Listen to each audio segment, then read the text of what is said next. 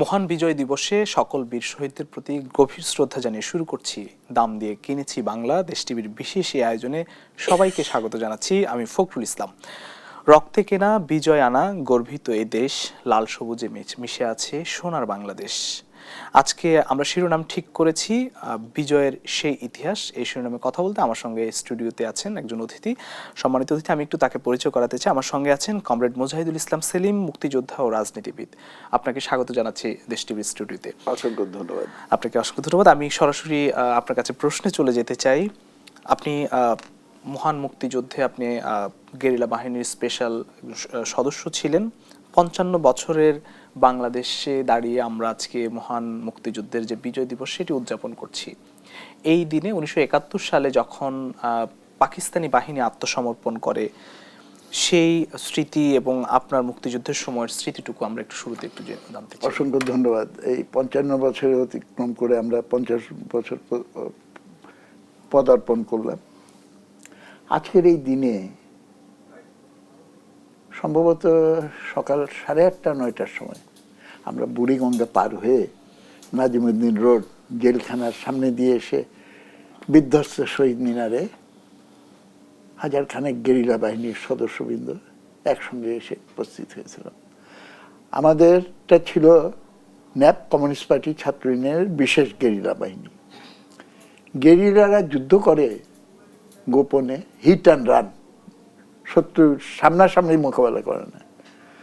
তারা চোরাগুপ্ত পথে শত্রুকে নাজেহাল করার জন্য এটাই হলো যে গেরিলা যুদ্ধের কৌশল। এবং দীর্ঘমেয়াদী যুদ্ধের ক্ষেত্রে এটা খুবই কার্যকর। আমরা সেই পথেই আমাদের অ্যাকশন পরিচালনা করতাম।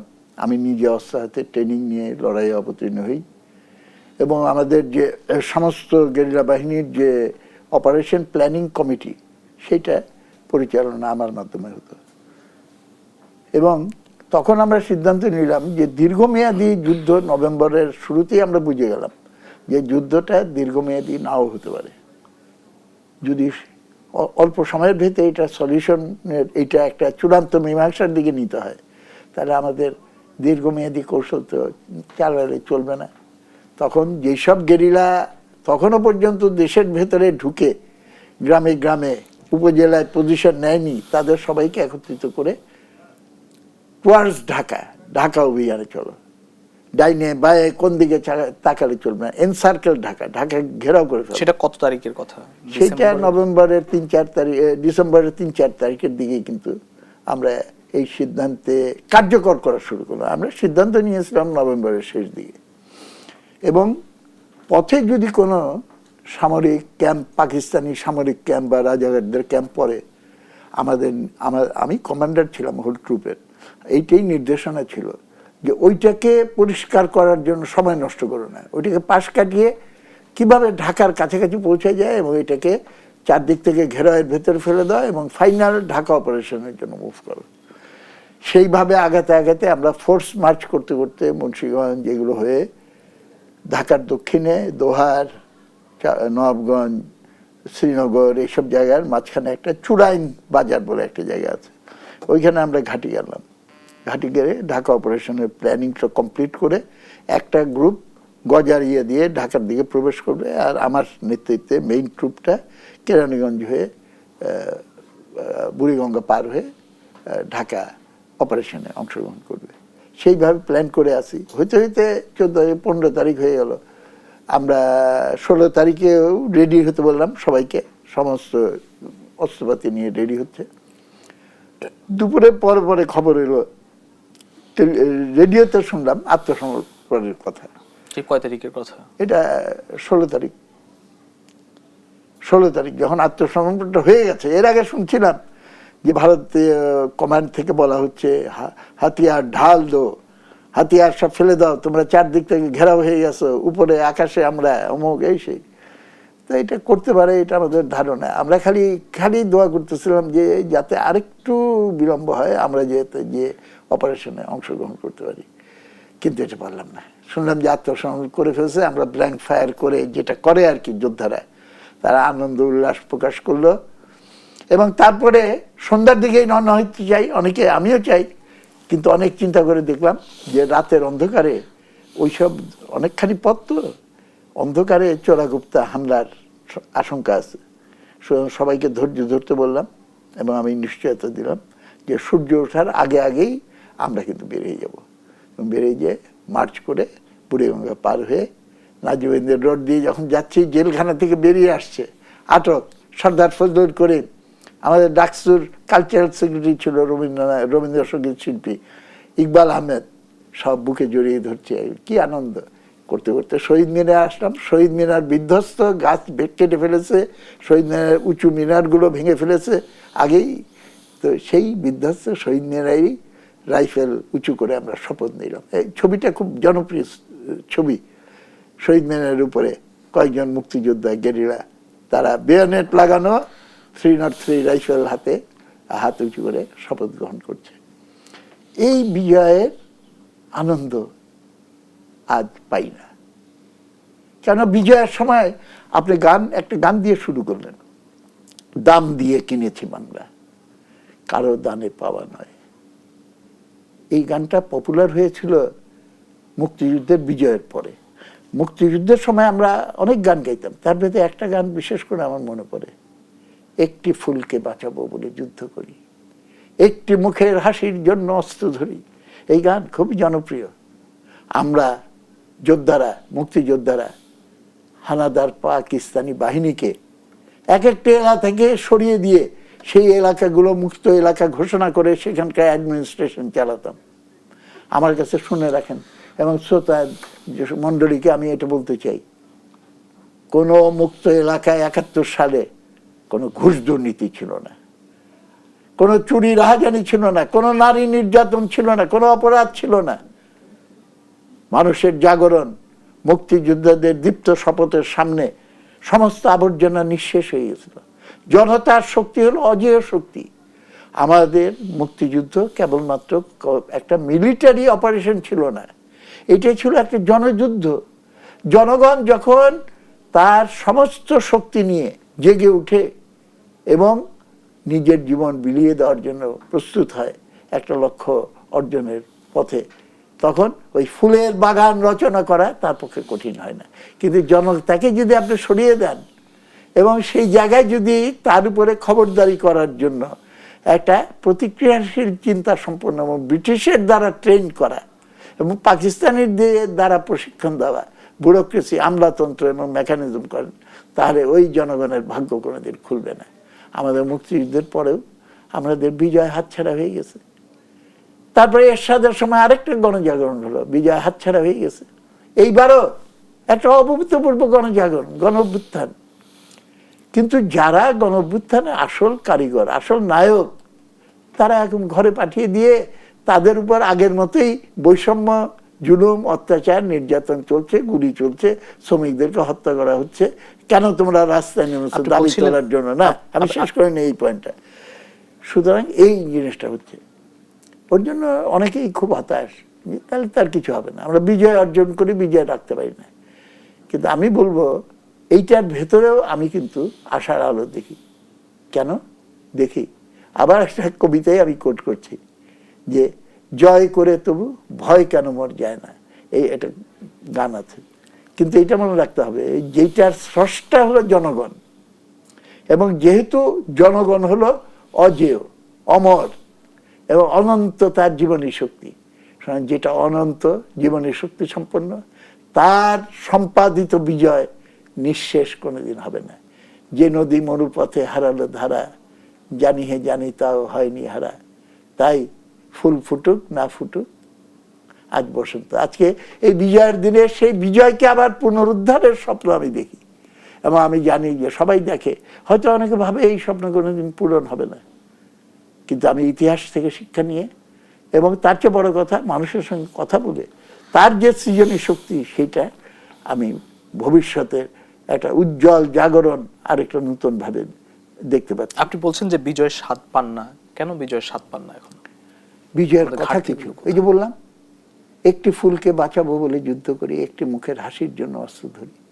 সেই মুখে হাসি না, সেই মুখে কান্না, সেই মুখের ভেতরে আজকে ভয় ভীতি, বাবাকে ধরে নিয়ে গেছে, গুম খুন, মুখ কথা বলার অধিকার নাই, তার বাবার চাকরি চলে গেছে গার্মেন্টস থেকে, তার উপরে অত্যাচার হচ্ছে, মা তাকে ফেলে রেখে গার্মেন্টসে কাজ করতে যায়, সেখানে গার্মেন্টসে তার উপরে অত্যাচার হয়, শ্রমিককে সে ফসল ফলায় পরিশ্রম করে, সেই ফসলের অর্ধেকের বেশি সম্পদ কেড়ে নেয় হলো মধ্যস্বত্বভোগী, এবং যারা মধ্যস্বত্বভোগী ফরিয়া তাদের হাতেও তো থাকে না, এর বেশিরভাগটা চলে যায় হাত বদলাতে বদলাতে একবারে ঢাকা এবং রাষ্ট্র ক্ষমতায় যারা নিয়োজিত।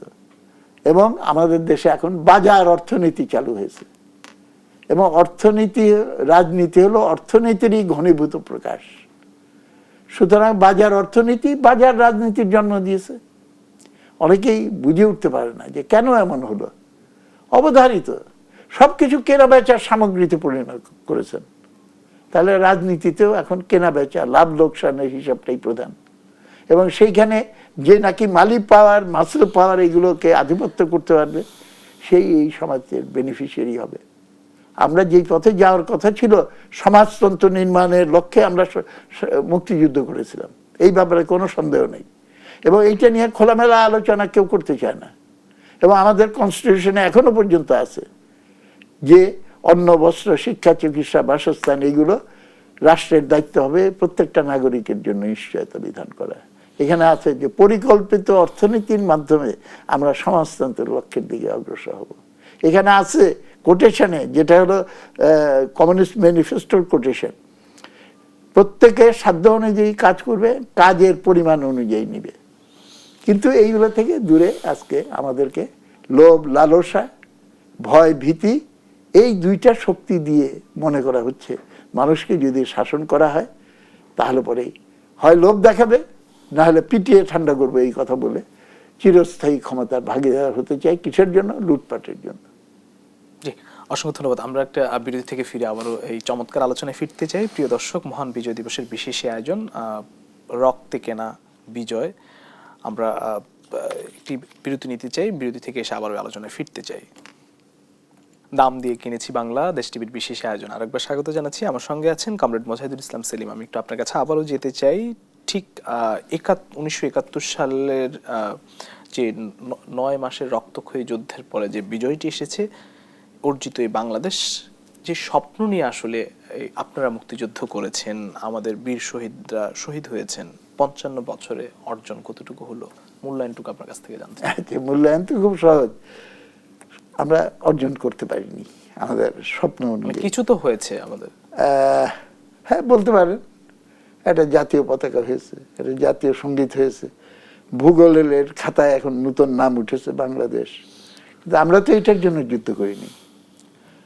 আমাদের যুদ্ধটা 9 মাসের, কিন্তু মুক্তি সংগ্রামটা কিন্তু কয়েক দশক, কয়েক যুগের। এবং যে সময়টা 71 আমরা আলোচনা করছি, তখন কিন্তু সারা দুনিয়ায় দেশে দেশে তাদের স্বাধীনতার জন্য সংগ্রাম, এটা আমরা দেখি যে আরো জোরদার হচ্ছে। ইতিহাসটা আমাদের বুঝতে হবে। এক সময় আমাদের সারা দুনিয়ার, ইউরোপের কতগুলো এবং আমেরিকার কতগুলো ধনী দেশ, যারা এখানে শিল্প বিপ্লবের মাধ্যমে কতগুলো সুবিধাজনক অবস্থানে চলে গেছে, তারা তাদের পুঁজি এবং গান বোর্ড ডিপ্লোমেসি, অন্যান্য শক্তি প্রয়োগ করে বিভিন্ন দেশ দখল করে নিয়েছিল। সারা দুনিয়া উপনিবেশিক শিকলে আবদ্ধ ছিল। এবং সেইখান থেকে যখন নাকি দ্বিতীয় বিশ্বযুদ্ধের পর, বিশেষ করে প্রথম দিকে শুরু হয় প্রথম বিশ্বযুদ্ধের পর, পরবর্তীকালে দ্বিতীয় বিশ্বযুদ্ধের পরে এটা ঠেকে রাখা সম্ভব হয়নি। এইসব উপনিবেশে থাকা দেশগুলো তারা স্বাধীন রাষ্ট্র হিসেবে আবির্ভূত হওয়া শুরু করলো। এবং এই সংগ্রামগুলো ছিল সবই হলো পুরানো উপনিবেশিক শাসনের বিরুদ্ধে। এবং উপনিবেশিক শাসকরা তারা রাজনৈতিক আধিপত্য থেকে দূরে সরে গিয়ে গেলেও এমনভাবে চলে গেল যে অর্থনৈতিকভাবে যাতে তাদের নিয়ন্ত্রণ করতে পারে। এবং ডলারের শৃঙ্খল, সেটা সমস্ত দুনিয়াটাকে আটকে ফেলল। তার বিরুদ্ধে যে সংগ্রাম, সেটাই হলো জাতীয় মুক্তির সংগ্রাম। আমাদের বাংলাদেশের স্বাধীনতার সংগ্রামটা এইটা বুঝতে হবে যে পাকিস্তান নামে যে রাষ্ট্র, তার তো একটা অর্থনীতি ছিল, তার তো একটা রাজনৈতিক ব্যবস্থা ছিল, সেই ব্যবস্থারই একটা মানে বিখণ্ডিত করে একই ব্যবস্থার আগে একটা দেশ ছিল, একই ব্যবস্থার দুইটা দেশ করার জন্য আমরা তো বিচ্ছিন্নতাবাদী আন্দোলন করিনি। আমরা করেছিলাম পাকিস্তানি ব্যবস্থা, পাকিস্তানের সংস্কৃতি, পাকিস্তানের রাজনীতি, পাকিস্তানের ভাবাদর্শ, সেই সমস্তটাকে নিশ্চিহ্ন করে সেইটার বিপরীতে একটা প্রগতির পথে আমরা একটা রাষ্ট্র করার স্বপ্ন নিয়ে লড়াই করেছিলাম। এবং কৃষক, শ্রমিক, মেহনতি মানুষ, এটা অন রেকর্ড, শতকরা 75 থেকে 80% ছিল যারা অস্ত্র ধরে লড়াই করেছে, তারা ছিল কৃষক, শ্রমিক, সাধারণ মেহনতি মানুষ। তাদের কাছে প্রতিশ্রুতি দেওয়া ছিল যে পাঞ্জাবিদের হাত থেকে যখন হিস্সা আমরা নিয়ে আসবো, আমাদের বাঙালির ভেতরেও এই হিস্সা নিয়ে যাতে কোনো বৈষম্য না থাকে, এটা হবে। আমার মনে আছে আওয়ামী লীগ তখন একটা পোস্টার ছাপিয়েছিল, আমরা তখন ছাত্র, পূর্ব পাকিস্তানের ম্যাপের উপরে গরু ঘাস খাচ্ছে আর পশ্চিম পাকিস্তান থেকে দুধ দোয়ায় নিতেছে। নিচে লেখা ছিল পূর্ব বাংলার সম্পদ পশ্চিম পাকিস্তানে পাচার করা চলবে না। আমি শেখ হাসিনা ক্ষমতায় প্রাইম মিনিস্টার থাকা অবস্থায় বলেছি, একটা পর্যায়ে আমাদের বাম জোটের সঙ্গে বৈঠক হচ্ছিল, আমি বললাম যে এই স্লোগানের পোস্টারের কথা আপনার মনে নেই? আর আপনার 11 বছরের শাসনে 16 লক্ষ কোটি টাকা পাচার হয়েছে বিদেশে। সে বললো যে আরে এত চিন্তা, আপনি খালি হিংসা করেন কেন? কিছু লোক বড় লোক হোক, সেই সম্পদ চুয়ে চুয়ে গরিবের কাছে যাবে। আমি বললাম চুয়ে গরিবের কাছে যায় না, চলে যায় সুইজারল্যান্ড, মালয়েশিয়া, কানাডা। এই পথ নয়, এই পথের জন্য আমরা সংগ্রাম করিনি। সুতরাং স্বপ্ন আমরা পূরণ, স্বপ্ন কার স্বপ্ন? মুক্তিযুদ্ধে অনেকে অংশগ্রহণ করেছে। এবং অন্য দিক থেকে বললে এটা ভাবার জন্য বলবো, মুক্তিযোদ্ধা 3 রকম ছিল। একরকম হলো নীতি আদর্শ ধরে মুক্তিযোদ্ধা, ইংরেজিতে বললে আউট অফ কনভিকশন। আরেক রকম ছিল সার্কামস্ট্যান্সিয়ালি, ঘটনাক্রমে, আরে গুলি গেছে এই দিক দিয়ে, আমি পড়ে গেছি ওই দিকে, এই দিকে আসার কোনো উপায় নেই, আমি চাই আর না চাই ওই দিকে থাকতেই হচ্ছে। আরেক রকম ছিল হলো সুবিধাবাদী, out of considerations of interest, self interest, ব্যক্তির স্বার্থে হিসাব নিকাশ করে ওই দিকে থাকলে লাভ বেশি হবে না এই দিকে থাকলে লাভ বেশি হবে, এইটা ছিল। অন্য দিক থেকে বিচার করলে এই মুক্তিযুদ্ধে যারা অংশগ্রহণ করেছে কেউ কেউ ছিল আর এই 22 পরিবার পাঞ্জাবি, এরা আমাদেরকে শোষণ করেছে, ওদেরকে সরাই দিতে পারলে 22 জনের ভেতরে আমিও নতুন একটা 22 পরিবারের সদস্য হইতে পারবো। সাদা হাতির কালো মাহুত তুমি না, এই ভারতবর্ষ যখন স্বাধীনতা সংগ্রাম হয় তখন এই গান গাওয়া হতো যে হাতি বদলায় গেছে, কালো মাহুত, এখন কালো মাহুত বদলায় গেছে কিন্তু হাতি তো আগের মতোই অত্যাচার করছে। সুতরাং এইখানে শ্রমিকরা দেখেছে একভাবে, মেহনতি মানুষ দেখেছে যে আমার পেটে ভাত জুটবে, আমার জীবনের নিশ্চয়তা হবে, অন্ন বস্ত্র শিক্ষা বাসস্থান হবে, পুঁজিবাদ বাদ দিয়ে আমরা সমাজতন্ত্রের পথে অগ্রসর হব। আমি একটু প্রশ্ন মাঝখানে যুক্ত করতে চাই। আমরা এখনো মুক্তিযুদ্ধ, স্বাধীনতা এগুলো নিয়ে ইতিহাস বিকৃতির কথা শুনি, বিভক্তির কথা শুনি, সেটি আসলে কেন? আপনি আসলে কতটা দেখেন? এটা খুবই দুঃখজনক। ইতিহাসকে আঘাত করার চেষ্টা করছে জামাত ইত্যাদি উগ্র ডান এবং চরম দক্ষিণপন্থী শক্তি এবং উগ্র সাম্প্রদায়িক শক্তি। তারা আমাদেরকে 71-এর বিজয়ের পেছন দিকে নিয়ে যেতে চায়, 71-এর বিজয়কে অস্বীকার করে। কিন্তু এই সুযোগ তাদের করে দিয়েছে যারা, তাদের অন্যতম হলো যারা ইতিহাসকে বিকৃত করেছে, করে আমাদের মুক্তিযুদ্ধ সম্পর্কে জনগণের ভেতরে একটা ভ্রান্ত, একটা কুৎসিত ধারণা দিয়ে দিয়েছে। আপনি যদি জয় বাংলা করে একটা বাড়ির বউকে উঠায় নিয়ে আসেন, আপনি জয় বাংলা স্লোগান দিয়ে বা মুক্তিযুদ্ধের চেতনার কথা বলে আপনি ঘুষ দুর্নীতি, লক্ষ লক্ষ কোটি টাকার ঘুষ দুর্নীতি করেন, অন্যায় করেন, তা মানুষ তো বলবে যে এই অন্যায় কাজটা যারা করলো তারা তো জয় বাংলার লোক, তারা তো মুক্তিযুদ্ধের লোক। মুক্তিযুদ্ধকে গ্লানিতে ভরে দিয়েছে, কলঙ্কিত, কাদা মাটি লাগিয়ে কলঙ্কিত করে দিয়েছে। এবং মানুষের কাছ থেকে মুক্তিযুদ্ধকে যখন এইভাবে হেয় প্রতিপন্ন করে দূরে সরিয়ে রেখেছে, সেটা সুযোগ নিয়ে কিন্তু শত্রুরা হামলা চালিয়েছে। এখন প্রশ্ন এরা করলো কেন? এরা তো মুক্তিযুদ্ধের পক্ষেই একসময় দাঁড়িয়েছিল। আমি যে বললাম শ্রেণীটা বুঝতে হবে। তারা মুক্তিযুদ্ধ করেছিল not out of full conviction. যেমন একটা রাজনীতির কথা বলি, রাজনীতি সচেতনেরা বুঝবে যে আমাদের কেন স্বাধীনতার জন্য সংগ্রাম করা উচিত। আমরা তো এক্সপ্লেন করা উচিত মানুষের কাছে যে পাকিস্তানের এই ব্যবস্থাগুলো খারাপ, আমরা দেশ স্বাধীন করে ভিন্ন ব্যবস্থায় যাব, এবং ভিন্ন ব্যবস্থায় যেতে হলে পাকিস্তানের কাঠামোর ভেতরে থেকে এটা হবে না। এই কথাটা না বুঝিয়ে আমরা শর্টকাট করার জন্য বললাম কেউ কেউ যে লাহোর প্রস্তাবের সঠিক বাস্তবায়নের জন্য আমাদের এখন স্বায়ত্তশাসন প্রয়োজন। লাহোর প্রস্তাবের কি ছিল? লাহোর প্রস্তাবের ছিল যে জাতি গঠিত হয় ধর্মের ভিত্তিতে, মুসলমানরা আলাদা জাতি এবং মুসলমানদের জন্য আলাদা ভূখণ্ড দরকার। সুতরাং এই সাম্প্রদায়িকতার ভিত্তিতে দেশ গঠিত হবে, এইটাকে মেনে নিয়েই একই সম্প্রদায়ের ভেতরে দুই ভাইয়ের ভেতরে শরিকি ঝগড়া, সেইটা মীমাংসা করার জন্য আমরা স্বাধীনতার সংগ্রাম করছি। তো এটা তো ক্লিন অ্যান্ড ক্লিয়ার একটা বিচ্ছিন্নতাবাদী আন্দোলনের ফিলসফি হয়ে গেল, এবং এইসবের ফলে জনগণের চেতনাগত জায়গায় কিছু অসম্পূর্ণতা ছিল, সেটা নিয়ে আমরা মুক্তিযুদ্ধ করেছি। আমরা মুক্তিযোদ্ধাদের আসলে কতটা যথাযথ সম্মান দিতে পেরেছি, এবং একটি বিষয় যে এখনো মুক্তিযোদ্ধাদের যে তালিকা সেটিও কি করতে পেরেছি? আচ্ছা, এটা অনেক কিছু বলা যায়।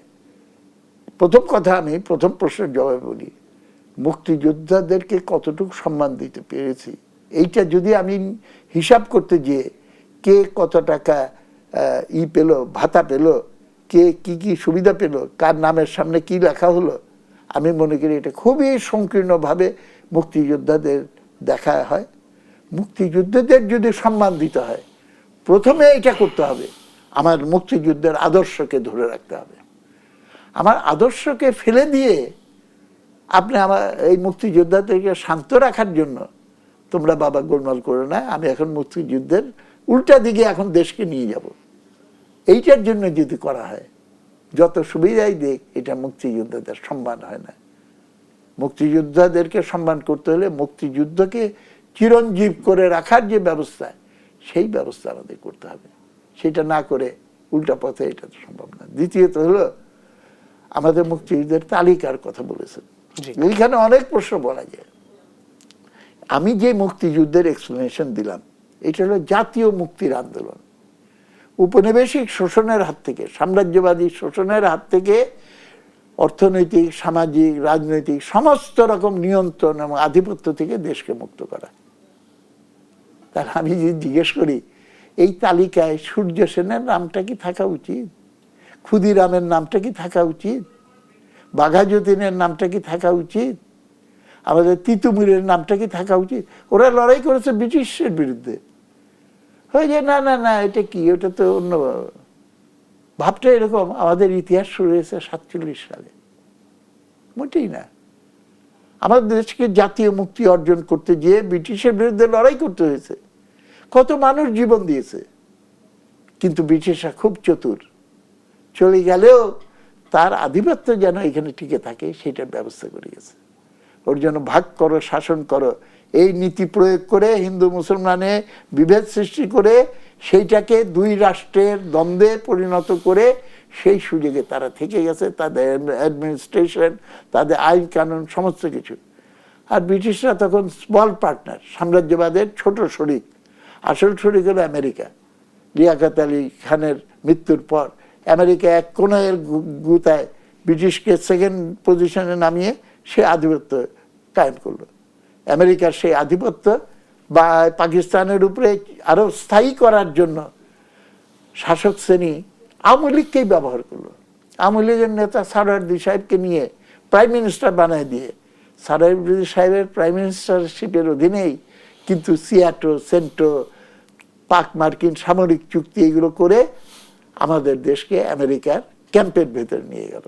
সারওয়ার্দী সাহেব যুক্তি দিলেন, নন অ্যালাইন মুভমেন্ট, জোট নিরপেক্ষ আন্দোলনে থাকা আমাদের স্বার্থ না, এবং সেটা বোঝানোর জন্য একটা কথা তিনি উচ্চারণ করেছিলেন, 0 + 0 + 0 = 0। এইসব ছোট ছোট দেশের সঙ্গে জোট নিরপেক্ষ আন্দোলনে কারা আছে? ছোট ছোট দেশ। এদের সঙ্গে বন্ধুত্ব করে কিছু হবে না, আমাদের আমেরিকার সঙ্গে বন্ধুত্ব করতে হবে। যার ফলে আওয়ামী লীগ থেকে বেরিয়ে এসে মৌলানা ভাসানীর নেতৃত্বে, আমরা কমিউনিস্টরা তখন নিষিদ্ধ ঘোষিত পার্টি, আমাদের কমরেডরা সব আওয়ামী লীগে কাজ করতো, তারাও বেরিয়ে এসে ন্যাশনাল আওয়ামী পার্টি গঠন করলো। বাংলাদেশের ইতিহাসের গোটা সংগ্রামের ধারাটা হলো দুইটা প্রধান স্রোতধারা। একটা হলো বুর্জুয়া জাতীয়তাবাদী আওয়ামী লীগ ছাত্রলীগের মাধ্যমে, আরেকটা হলো বামপন্থী কমিউনিস্ট পার্টি, ন্যাপ, ছাত্র ইউনিয়ন। আমি সবসময় ওই বামপন্থী ধারার ভেতরে ছিলাম এবং সেইটার সাহসী এবং দৃঢ়চেতা এবং খুবই গর্ব আমার যে এই পজিশন থেকে আমি মুক্তিযুদ্ধ করেছি। আমি আওয়ামী লীগ এই ভিত্তিতে করিনি, কিন্তু আওয়ামী লীগ ক্ষমতায় থাকতে হবে চিরদিন। ওর জন্য তাকে মানুষের কাছে চিরদিন মানে গ্রহণযোগ্য করে রাখার জন্য টিপিক্যাল বুর্জুয়া পথটা হলো সুপ্রিমেসির পথ। Leadership, supremacy, supreme leader. সুতরাং মুক্তিযুদ্ধ মানে এক নেতা, মুক্তিযুদ্ধ মানে এক দল, মুক্তিযুদ্ধ মানে এক পরিবার, এবং এইটাই হলো সুপ্রিম। তারা সব কিছু জানে, সব কিছু তাদের কীর্তি। আমি প্রতীকী হিসেবে বলি, বঙ্গভবন থেকে এই গণ অভ্যুত্থানের পর বঙ্গবন্ধুর ছবি নামিয়ে ফেলা হলো। আমি তো মনে করি এটা ঠিক কাজ হয়নি। ঠিক কাজ হতো কি, যে অবশ্য এটা অনেকে কেটে কেটে করে, আমি আগে এক জায়গায় বলেছিলাম, তো এইটুক বলার পরে তারা কেটে দিয়ে ওইটা করেছে। ঠিক হতে হলো মুজিবের ছবি এখানে থাকবে, কিন্তু পাশে ভাসানীর ছবি নাই কেন, শেরে বাংলার ছবি নাই কেন, মনি সিংহের ছবি নাই কেন? যাদের যেসব নেতাদের অবদানের মাধ্যমে আমরা এই সমস্ত আন্দোলনের প্রক্রিয়াটাকে একটা ধারায় এগিয়ে নিয়ে তার শীর্ষ অধ্যায় হলো 9 মাসের সশস্ত্র পর্ব। সশস্ত্র পর্বটাই আমাদের মুক্তির সংগ্রামের সবটা নয়। এইভাবে যদি বলা হয় তাহলে তো absolute leadership of Awami League and Sheikh Mujib আর তার পরিবারের সদস্য শেখ হাসিনা, এখন তাদের সন্তানরা, তার সন্তানদের এখন ডেপুট করা হচ্ছে। একই ব্যাপার হলো বিএনপির ক্ষেত্রে। দেখেন, আমাদের এই কালচার থেকে বেরিয়ে আসতে হবে। ওর জন্য এই বুর্জুয়া পার্টির উপরে মুক্তিযুদ্ধের বিজয়গুলো পুনরুদ্ধার করার জন্য এদের উপরে নির্ভর করা যায়। আমরা আলোচনা আবারও ফিরবে একটি বিরতি থেকে ফিরে এসে। প্রিয় দর্শক, দাম দিয়ে কিনেছি বাংলা দেশ টিভির বিশেষ আয়োজনে আরো একটি বিরতি নিচ্ছি, ফিরছি একটু পর, সঙ্গেই থাকুন। দাম দিয়ে কিনেছি বাংলা দেশ টিভির বিশেষ আয়োজনে আরো একবার স্বাগত জানাচ্ছি। আমরা একদম শেষ পর্যায়ে চলে এসেছি। আমার সঙ্গে আছেন কমরেড মোজাহিদুল ইসলাম সেলিম। আমি আপনার কাছে আবারও যেতে চাই, 71 পরবর্তী বাংলাদেশ এখনো গণতন্ত্রের জন্য লড়াই করছে। 24-এর গণ অভ্যুত্থান একটি বিপ্লব আমরা দেখলাম। গণতন্ত্রের পথে বাংলাদেশ কত দূর অগ্রসর হলো? না, দেখুন, আমাদের একটা কথা মনে রাখতে হবে, এটা ইতিহাসের শিক্ষা, এবং রাজনীতিতে যদি এটা প্রয়োগ করি, কথাটা দাঁড়ায় হলো এরকম, আমার রাজনীতি বুঝতে হলে অর্থনীতি বুঝতে হবে। বলা হয়ে থাকে, এবং সত্যই বলা হয়ে থাকে, রাজনীতি হলো অর্থনীতির ঘনীভূত প্রকাশ। অর্থনীতি যদি লুটপাটের ধারায় পরিচালিত হয়, বাজারের ওঠানামার সঙ্গে যদি, এবং বাজারের উপরে আধিপত্য কে করতে পারছে সেইটার উপরে নির্ভরশীল হয়ে থাকে, তাহলে রাজনীতিতে সেটার প্রতিফলন অবশ্যম্ভাবী। বাজার অর্থনীতি বাজার রাজনীতির জন্ম দিবে, সব কিছু কেনা বেচা। ওর জন্য দেখেন, আমাদের গণতন্ত্রে অনেক কিছু উপাদান আছে, তার ভেতরে একটা অন্যতম উপাদান হলো নির্বাচন। জি, অবাধ নিরপেক্ষ নির্বাচন। অবাধ নিরপেক্ষ নির্বাচন একটা শ্রেণী বিভক্ত সমাজে করতে গেলে আপনি কিন্তু পদে পদে বাধা পাবেন। যেমন এইবার নির্বাচন হচ্ছে, মানুষ এটা ভালো করে জানে না, কিন্তু জানা উচিত। জামানতের টাকা আগে ছিল 10,000, এখন করে দিয়েছে 50,000। তা আমার করিমউদ্দিন গরিব কৃষক, সে ক্যান্ডিডেট হতে চায়, এটা তার গণতান্ত্রিক অধিকার। খালি ভোট দিব আমি, ক্যান্ডিডেট হওয়ার অধিকার নাই? হওয়ার অধিকার। 50,000 টাকা জীবনে কোনোদিন চোখে দেখে নাই, সেই টাকাটা জামানত দেবে কিভাবে? কিন্তু তাকে বাধ্য করা হচ্ছে যে তুমি এটা করো। সঙ্গে আবার কিনতে হবে, কি বল ডিস্ক কিনতে হবে, ভোটার তালিকার এত টাকা কম্পালসারি আবার এটা করা হয়েছে, ইত্যাদি ইত্যাদি অনেক কিছু টাকার খেলায় সামনে পড়ে এটা আর হবে না। আজকে আর গণতন্ত্রের কথাই যেটা বললেন, গণতন্ত্র তখনই তারা দেয় যখন নাকি তার বিজয় এবং লুটপাটের স্বার্থটা 16 আনা রক্ষা করতে হবে। ওর জন্য গণতন্ত্র আদায় করতে হবে। এবং কেউ কেউ বলে যে গণতন্ত্র আগে আগায় হোক, তারপরে বৈষম্যের বিরুদ্ধে লড়াই করো, কিন্তু এটা মিথ্যা। কারণ বৈষম্যের বিরুদ্ধে ভাত কাপড় রুটি রুজির জন্য সংগ্রাম যদি একই সঙ্গে না করেন, ওইটাকে বাদ দিয়ে মানুষের গণতান্ত্রিক অধিকার আদায় হবে না। আবারও 2024-এ আমরা গণ অভ্যুত্থান দেখেছি, সেই গণতন্ত্রের জন্য বৈষম্যহীন বাংলাদেশ গড়ার লক্ষ্যে সেই পথে আমরা কতটা এগোচ্ছি আমরা দেখছি। ত্রয়োদশ জাতীয় সংসদ নির্বাচনের তফসিলও ঘোষিত হয়েছে। আজকে আইন উপদেষ্টা বলছেন 16 ডিসেম্বর ছিল বলে 24-এর গণ অভ্যুত্থানের মাধ্যমে বাংলাদেশ পুনর্নির্মাণ সম্ভব হয়েছে। শেষ কথা কি বলবেন? না, শেষ কথাটা তো সম্পূর্ণ সত্য, একমত। আমরা বিজয় অর্জন করতে পেরেছিলাম 71-এ, এবং সেইটা কার্যকর করা হয় নাই বলেই মানুষের ক্ষোভ বিক্ষোভের মুখে গণ অভ্যুত্থান হয় এবং এই পরিবর্তন হয়েছে। কিন্তু পরিবর্তনের ভেতর দিয়ে যেই পথে পরিবর্তনের আকাঙ্ক্ষা ছিল, সেই পথে তো অগ্রসর হলো না। এই কয়েকদিনে আশা আকাঙ্ক্ষার কথা যদি বলেন, কতটুকু তারা অগ্রসর হয়েছে? বৈষম্য বিরোধী গণ অভ্যুত্থান, আমি কি ভুল বলছি? সবাই এই নামে চিহ্নিত করেছে। যারা তার নায়ক বলে দাবি করে, মাস্টার মাইন্ড, তারাও তো বলেছে এইটা জনগণের স্বতঃস্ফূর্ত বৈষম্য বিরোধী গণ অভ্যুত্থান। বৈষম্য করে কমেছে না বেড়েছে, আমি জবাব চাই। দেশে দরিদ্র মানুষের সংখ্যা বেড়ে গেছে, এবং আমাদের এখানে খেলাপি ঋণ আগে ছিল 3 লক্ষ কোটি টাকা, এইবার হয়েছে 6 লক্ষ কোটি টাকা শেষ কথা লাভ দিয়ে। সুতরাং ওই পথে তো যেতে পারেনি। সুতরাং লুটপাটের ধারা দূর না করলে গণতন্ত্র নিরঙ্কুশ হবে না। ওর জন্য আমাদের ভোটের আদায় অধিকারের সংগ্রামটাকে একই সঙ্গে মিলিত করতে হবে বৈষম্যের বিরুদ্ধে এবং মানুষের রুটি রুজির অধিকার প্রতিষ্ঠার জন্য। এবং সেটাই হলো 71-এর অঙ্গীকার, 16ই ডিসেম্বরের বিজয়ের ফসল। কিন্তু সেই ফসল ঘরে তুলতে পারি নাই, সেইটা যাতে ঘরে তোলা যায় আরো নতুন কতগুলো পদক্ষেপ নিয়ে আমাদের এগিয়ে যেতে হবে। তার ভেতরে একটা নিশ্চিত করতে হবে, এইবার ছিল ছাত্রদের নেতৃত্বে, সঙ্গে ছিল শ্রমিক। আগামীবার আমি স্পষ্ট বলে দিচ্ছি, আমি দেখতে পাচ্ছি আগামী গণ অভ্যুত্থান হবে শ্রমিক সচেতন সংগঠিত শ্রমিকের নেতৃত্বে, সঙ্গে থাকবে ছাত্র এবং বুদ্ধিজীবীরা। অসংখ্য ধন্যবাদ জনাব কমরেড মোসাদ্দেদ ইসলাম সেলিম আমাদেরকে সময় দেওয়ার জন্য। প্রিয় দর্শক, দাম দিয়ে কিনেছি বাংলা অনুষ্ঠানে আজ এখানে শেষ করতে হচ্ছে। আবার দেখা হবে অন্য কোনো অতিথিদের নিয়ে আমাদের আগামীর অনুষ্ঠানে। সেই পর্যন্ত সবাই ভালো থাকবেন, সুস্থ থাকবেন। শুভ দুপুর।